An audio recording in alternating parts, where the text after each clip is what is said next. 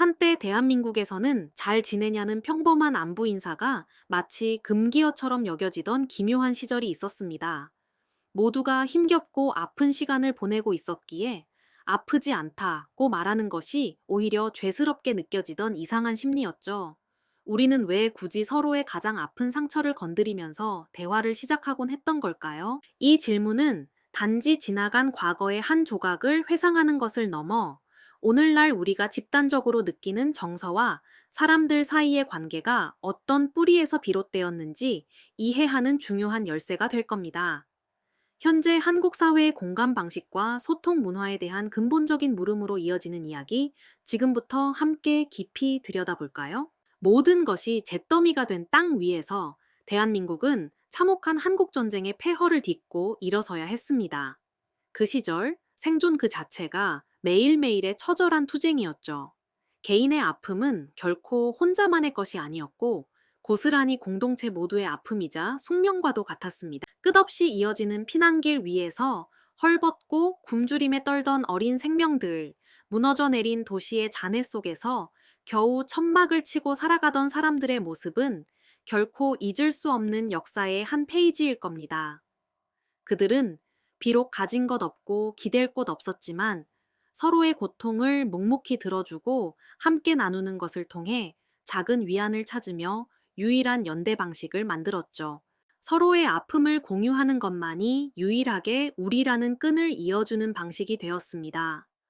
고통은 그렇게 그들의 정체성이자 서로를 연결하는 강력한 고리가 되었고, 굳게 담은 입술과 강인한 눈빛 속에는 공동의 어려움을 기어이 극복해내려는 처절한 의지가 담겨 있었습니다. 이 시기, 아픔은 단순히 피하고 싶은 것이 아니라 오히려 함께 살아남기 위한 필수적인 조건이었던 셈이죠. 하지만 시간은 흘러 우리는 이제 더 이상 가난에 허덕이지 않겠다는, 잘 살아보자는 국가적 목표를 향해 달리기 시작했습니다. 바로 경제 개발이라는 거대한 물결이 밀려오던 때였죠. 국가의 성장이 최우선 과제가 되면서 개인의 고통이나 희생은 어쩐지 조용히 침묵해야 하는 것으로 여겨지곤 했습니다. 하지만 역설적으로 모두가 잘 살기 위해 밤낮 없이 겪어야 했던 수많은 희생과 고통의 이야기는 더욱 강력한 대화 주제로 우리 사회에 부상했습니다. 구로공단의 젊은 여성 노동자들의 고된 노동 현장, 땅속 깊은 곳에서 땀 흘리던 광부들의 어두운 표정, 그리고 건설 현장에서 맨몸으로 역동적인 대한민국의 미래를 쌓아가던 이들의 헌신적인 손길들이 바로 그 증거입니다. 새마을 운동의 깃발 아래 하면 된다는 구호가 마을마다 울려 퍼졌고, 사람들은 저마다의 방식으로 묵묵히 자신의 자리에서 최선을 다했습니다. 이처럼 모두가 고생하며 일궈낸 성과였기에 누가 더 아픈가 하는 물음은 단순한 개인의 경험을 넘어 서로에게 깊은 공감과 인정을 얻는 사회적 기준이 되어버렸습니다. 명절이면 고향 가는 만원 버스 안에서 지친 표정으로 서로의 지난 한 해 고생담을 나누며 작은 위로를 건네던 모습은 그런 시대의 단면을 보여주죠.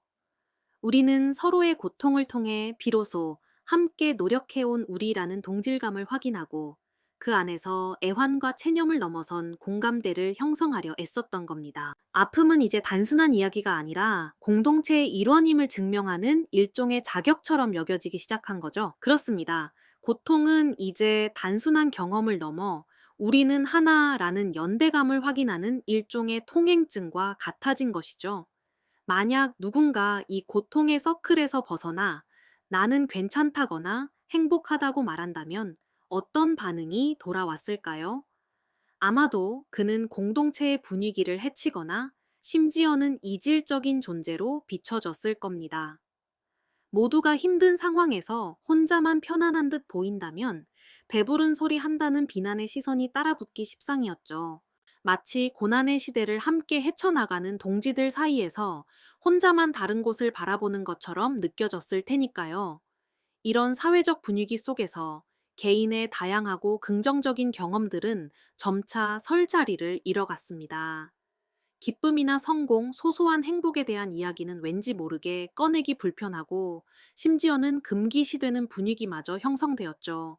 오직 고통만이, 아픔만이 서로에게 진정성 있는 대화의 소재이자 공감의 시작점이 될 수 있었던 겁니다. 그 당시 우리 사회는 마치 보이지 않는 거대한 압력에 휩싸인 듯 했습니다.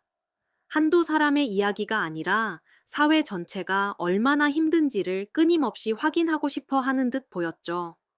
어두운 골목길에서 소주잔을 기울이며 서로의 한숨을 듣던 중년 남성들의 모습은 그런 시대의 단면을 고스란히 보여줍니다. 그들은 굳이 서로에게 나는 이만큼 힘들다는 이야기를 꺼내며 상대방의 고통에 깊이 공감하고 또 위로를 건넸습니다.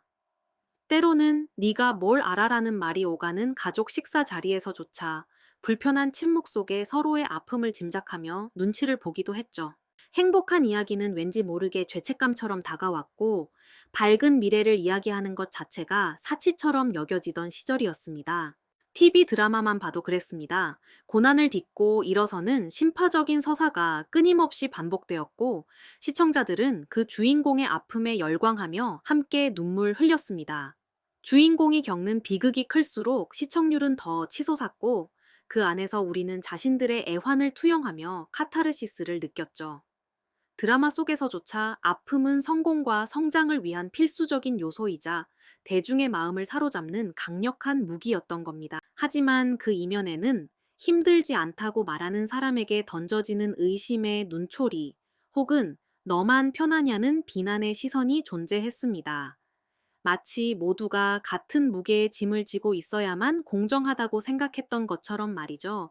개인의 성공이나 행복을 이야기하는 것은 왠지 모르게 불편하고 심지어는 재수 없게 느껴지는 사회적 분위기가 팽배했던 겁니다. 이러한 심리적 압박은 우리 삶의 아주 깊숙한 곳까지 스며들었습니다. 친구를 만나 안부를 물을 때도 잘 지내냐는 말 대신 요즘도 많이 힘드냐는 질문이 더 자연스러웠던 시기였죠. 먼저 자신의 고통을 꺼내 놓아야만 상대방도 마음의 문을 열고 솔직한 이야기를 시작할 수 있다고 믿었던 겁니다. 마치 서로의 상처를 확인하고 공유해야만 비로소 진정한 교감이 시작될 수 있다고 생각했던 것처럼요. 어쩌면 그 시절 우리에게는 아픔을 나누는 것만이 유일한 소통 방식이자 연대의 증표였던 것 아닐까요? 고통을 통해 서로를 이해하고 그 안에서 힘든 현실을 견뎌낼 작은 위로를 찾으려 했던 것이죠. 결국 아픈 이야기는 단순한 경험의 공유를 넘어 우리임을 증명하는 일종의 자격 요건처럼 우리 내면에 깊이 자리 잡게 되었습니다. 아픔을 이야기하지 않는 사람은 공동체에서 이질적으로 여겨지거나 심지어는 사회의 흐름을 거스르는 사람으로 비춰질 수 있다는 무언의 압력이 존재했죠. 우리는 자신도 모르는 사이에 다양한 감정과 경험을 자유롭게 나눌 수 있는 기회를 잃어버리고 오직 고통만이 정당한 대화의 소재가 되는 절정의 심리 상태에 도달하게 되었던 겁니다. 이러한 집단적 심리는 개인의 삶을 억압하고 진정한 의미의 행복을 탐색하는 데 걸림돌이 되지는 않았을까요? 우리가 함께 이겨내야 할 고통이 너무나도 컸기에 어쩌면 선택의 여지가 없는 길이었을지도 모르겠습니다. 하지만 그 과정에서 우리가 잃어버린 것은 무엇이었을지 한 번쯤 진지하게 되돌아볼 필요가 있습니다. 우리는 지난 시간 아픔을 이야기하지 않으면 공동체에서 이질적으로 여겨지거나 심지어는 사회의 흐름을 거스르는 사람으로 비춰질 수 있었다는 무언의 압력에 대해 이야기 나눴습니다. 자신도 모르게 다양한 감정과 경험을 자유롭게 나누는 기회를 잃어버리고 오직 고통만이 정당한 대화의 소재가 되는 절정의 심리 상태에 도달했던 것이죠. 이처럼 우리 사회가 오랜 세월 동안 형성해온 아픔의 서사는 분명 강인한 공동체를 만들고 힘겨운 시절을 버텨내는데 큰 힘이 되었을 겁니다. 서로의 상처를 보듬고 연대하며 생존을 향한 끈질긴 의지를 불태웠던 소중한 유산임은 분명하죠. 하지만 동시에 이 강력한 서사는 개인의 다채로운 삶과 감정들을 억압하는 그림자를 드리우기도 했습니다. 모든 대화의 시작이 고통의 확인에서 출발해야만 하는 분위기 속에서 우리는 기쁨이나 성공, 혹은 소소한 행복 같은 긍정적인 경험들을 마음껏 발화할 기회를 얼마나 많이 놓쳤을까요? 마치 밝은 이야기는 왠지 모르게 눈치 보이고 어쩌면 배부른 소리로 치부될지도 모른다는 무의식적인 경계심이 우리 안에 자리 잡았던 것은 아닐까요? 그 결과 우리는 아픔이라는 단일한 프리즘을 통해서만 세상을 바라보고 서로를 이해하려 했던 것은 아닐까 하는 질문을 던져봅니다. 이제는 그 상처의 무게를 딛고 새로운 대화를 모색해야 할 때입니다. 과거의 아픈 기억들을 담담히 회고하면서도 이제는 훨씬 다양한 빛깔의 이야기들을 나눌 수 있게 된 노년의 얼굴을 상상해 봅니다. 삶의 희로애락을 모두 겪어낸 지혜로운 눈빛 속에서 비로소 고통을 넘어서는 진정한 평온과 해방감을 엿볼 수 있을 겁니다. 또한 서로의 경험을 진심으로 경청하며 이해의 폭을 넓혀가는 다양한 세대의 모습도 그려볼 수 있겠죠. 조용하지만 깊은 공감 속에서 각자가 지닌 고유한 삶의 조각들이 하나둘 맞춰지며 더 풍요로운 전체 그림을 완성해 나가는 과정일 겁니다. 상처를 치유하고 미래를 이야기하는 상담실 풍경처럼 우리는 이제 아픔 너머의 가능성을 탐색하고 있습니다. 개인의 작은 성공과 성취에도 기꺼이 박수를 보내고 서로의 행복을 진심으로 축하하며 웃음꽃을 피우는 대화들이 점차 늘어나고 있죠. 획일적인 기준이 아닌 각자의 자리에서 빛나는 삶의 의미를 존중하고 인정하는 분위기가 조금씩 자리 잡아가고 있는 것입니다. 젊은 세대들이 다양한 주제로 자유롭게 토론하고 서로의 의견을 존중하는 모습은 과거의 그림자를 걷어내고 새로운 대화의 지평을 열어가는 희망찬 조짐으로 다가옵니다. 결국 아픔 서사가 개인을 넘어 공동체를 지배하게 된 순간은 누구에게나 아픈 이야기가 있는 것이 아니라 아픈 이야기를 해야만 비로소 우리가 될 수 있다는 무의식적인 강박이 우리 사회 내면에 깊이 뿌리내린 지점이었다고 할 수 있습니다. 이 강박은 우리에게 힘든 시절을 이겨낼 강인함과 끈끈한 연대감을 선물했지만 동시에 오랜 시간 동안 우리가 잃어버린 것은 무엇이었을까요? 그것은 바로 다양한 감정과 경험을 제약 없이 자유롭게 나누고 서로의 다름을 인정하며 진정한 의미의 행복을 탐색할 수 있는 능력은 아니었을까요? 오늘날에도 헬조선, M4 세대와 같은 단어들이 여전히 우리 사회의 아픔과 좌절을 대변하고 있습니다. 과거의 아픈 이야기가 우리를 하나로 묶는 강력한 힘이 되었던 것처럼 지금의 아픔 또한 우리만의 독특한 대화 방식을 새롭게 만들어가고 있는 것은 아닐까요? 하지만 이제는 아픔의 공유를 넘어 서로의 다채로운 삶과 감정을 온전히 존중하며 더욱 풍요로운 대화를 시작할 때입니다. 과거의 그림자를 깊이 이해함으로써 우리는 현재를 더 나은 방향으로 이끌고 미래를 향한 새로운 길을 열어갈 수 있을 겁니다. 이처럼 집단적 경험이 개인의 삶에 깊은 영향을 미치는 또 다른 사례는 다음 시간에 함께 살펴볼까요? 이 영상이 도움이 되셨다면 좋아요와 구독 부탁드립니다. 여러분의 응원이 제게 큰 힘이 됩니다. 다음 영상에서도 더 유용한 정보를 공유하겠습니다. 감사합니다.